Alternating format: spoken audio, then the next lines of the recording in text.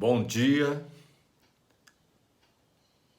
Meditando aqui em Hebreus, me deparei com o capítulo 2, versículo 14 até 18, onde, falando do Senhor Jesus Cristo e do seu sacrifício por nós, está escrito que, visto, pois, que os filhos têm participação comum de carne e sangue, destes também ele igualmente participou. A palavra de Deus diz que, mesmo sendo Deus, ele não teve por usurpação o lugar de Deus, antes se humilhou, assumindo a forma de homem. E como homem, se humilhou ainda mais, assumindo a forma de servo. E como servo, humilhou-se ainda mais, assumindo a forma de um malfeitor, sendo crucificado, sendo morto. Desceu mais ainda. A palavra de Deus diz que ele foi no Hades, passou no Hades 3 dias e 3 noites, pagando por nós. Imagina você, o Filho de Deus, que é Deus também, descendo ao inferno por mim e por você. Olha que amor tão radical por mim e por você. Por isso a palavra de Deus diz que ele não precisa provar mais nada, porque ele já provou o seu amor para conosco, pelo fato de ter sacrificado o seu filho, seu único filho, por mim e por você. Continuando aqui, para que por sua morte destruísse aquele que tem o império da morte, a saber, o diabo.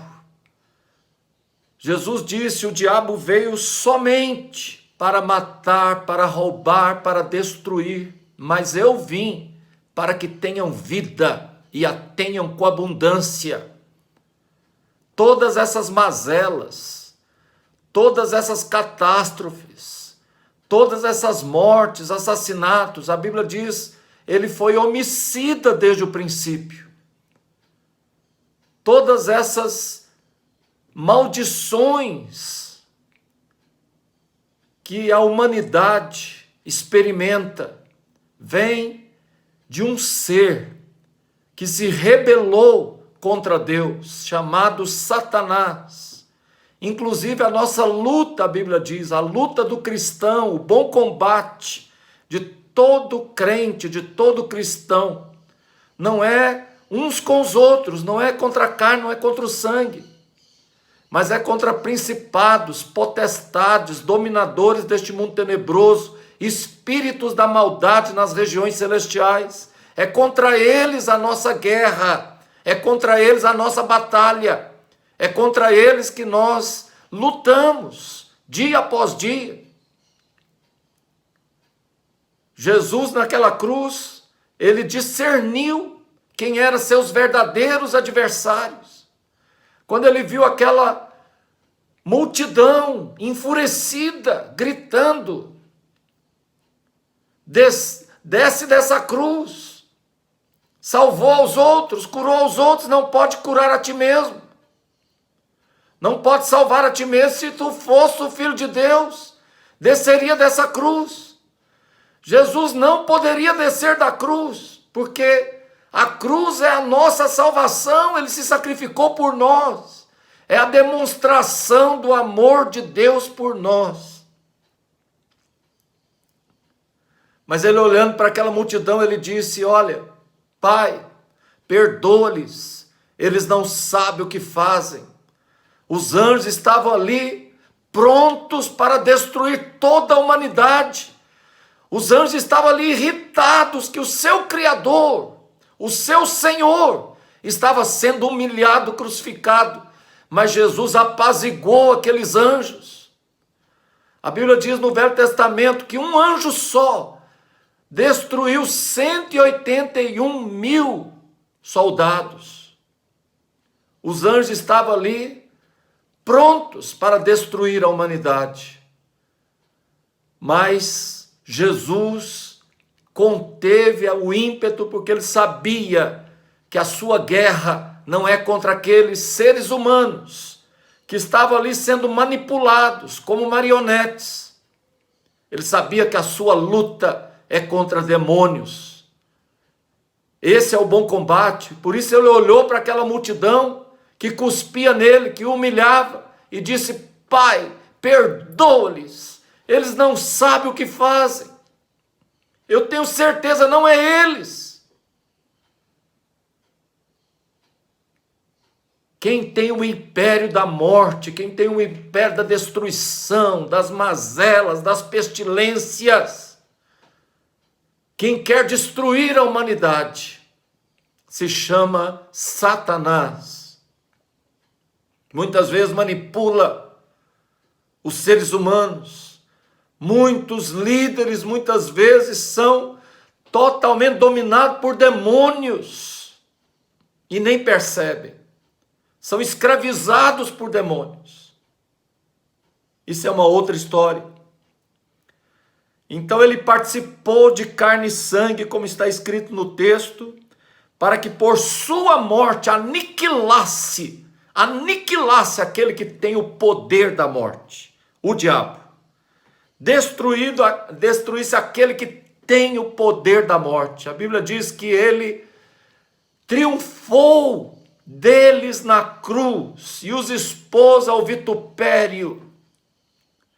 No versículo 15 diz: e livrou a todos que pelo pavor da morte, pelo medo da morte, estão para toda a vida sujeitos à escravidão. Quantos queridos estão reféns, escravos, por causa do medo? O medo escraviza, o medo domina. Muitas coisas que fazemos, infelizmente, são fruto do medo. Muitas atitudes são porque somos reféns do medo. A Bíblia diz que ele quer nos libertar.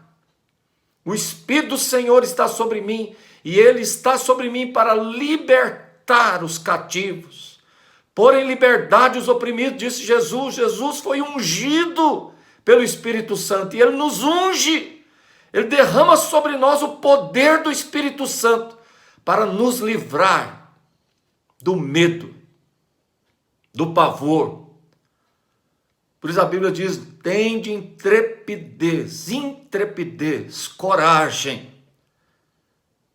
Jesus, por 365 vezes, ele diz: não temas, está escrito na palavra de Deus. Pois evidentemente não socorre a anjos, mas ele socorre os descendentes de Abraão, tanto naturais quanto espirituais. Por isso mesmo convinha que em todas as coisas se tornasse semelhante aos irmãos, para ser misericordioso, fiel sumo sacerdote, nas coisas referentes a Deus, para sacrifício, propiciação pelos pecados do povo. Ele se sacrificou para interceder por nós. Ele se sacrificou no nosso lugar diante de Deus, para cumprir a justiça, o padrão, a exigência estabelecida por Deus. Então ele nos representa diante de Deus. Ele é o nosso advogado diante de Deus. Ele representa a nossa causa diante de Deus. Por isso nós podemos recorrer a ele. Ele é o nosso sumo sacerdote, que assiste diante de Deus, assentado à direita de Deus, pronto para interceder por nós. Pois naquilo que ele mesmo padeceu, sendo tentado, é poderoso para socorrer todos os demais que são tentados. Queridos, nós temos alguém misericordioso nos céus, junto ao Deus justo e poderoso. Nós temos alguém que pode sofrer, pode chorar por nós, pode se compadecer de nós. Essa pessoa é o Senhor Jesus Cristo. Ele assumiu a forma humana, ele nos compreende, ele humanizou os céus. Por isso não temas, recorra a ele. Não temas, ele disse: vinde a mim, eu vos aliviarei. Jesus é o nosso cuidador, é o nosso intercessor, é alguém com quem podemos contar. Ele está sempre conosco. Eu quero que essa palavra te abençoe neste dia, que Deus te abençoe nesse dia e que você possa ser liberto deste medo, que não seja mais refém do medo. Deus te abençoe.